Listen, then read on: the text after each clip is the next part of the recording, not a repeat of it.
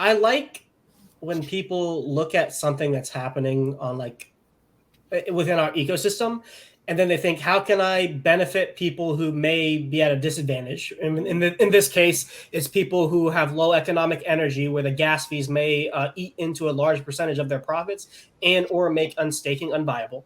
That's like the primary kind of problem that Dipcatcher likes to solve with his staking pool, with his perpetuals, Maxi, and now with Poly.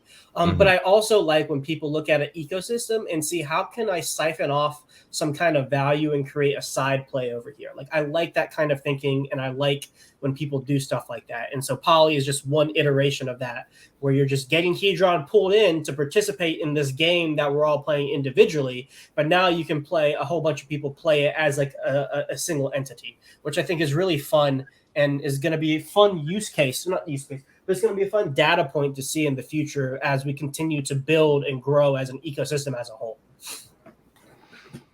Yeah, I think, what's interesting is I was on the Twitter Spaces with Dipcatcher last night. I was just kind of listening in on their Twitter Space conversation. And, the most interesting part that I am looking at right now is they were talking about worst case scenario is actually still a win on the Poly token. And what he meant by that was, if worst case scenario, something doesn't work out where the executor cannot find any good deals or does not win any HSIs, then the fallback method would be, we'll just stake all that Hedron in the staking pool. Now, I think that is actually really interesting, because at first I was like, oh man, you're going to miss out on these HSIs. Like, I don't know, man. Like, isn't that the whole point, to jump into the auction? But now, I mean, we're talking about a staking pool that has no maximum, right? So you could stake all that Hedron in there and leave it in there for 15 years. I'd be fascinated to see how that does over 15 years. Like, it's probably going to be great, because they're going to go into that pool and they're going to lock in that T-share rate of their points, right? On their share of the pool, their share of the pie is going to be locked in at that T-share rate, and is not going anywhere for 15 years.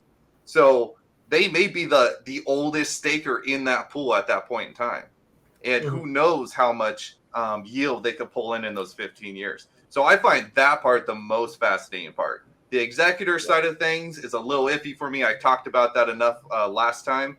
And also, I'll give my opinion on that really quick. Yeah, go ahead. Because I know some people are kind of like, like I heard you talking about a Gifford, and people are like hesitant because it feels antithetical to crypto, like the ethos of crypto. I actually have the opposite opinion. I see things kind of on a sliding scale, where like there's like pure DeFi, like hexes, where it's like completely immutable, completely trustless. But I have no problem making trade-offs with centralization and trusting some other entity, as long as whatever payoff I'm getting is of sufficient value to justify it. I think I don't see trustlessness and decentralization as a binary principle to operate from. I see it as a scale. No right or wrong, only trade-offs in the world. That's interesting.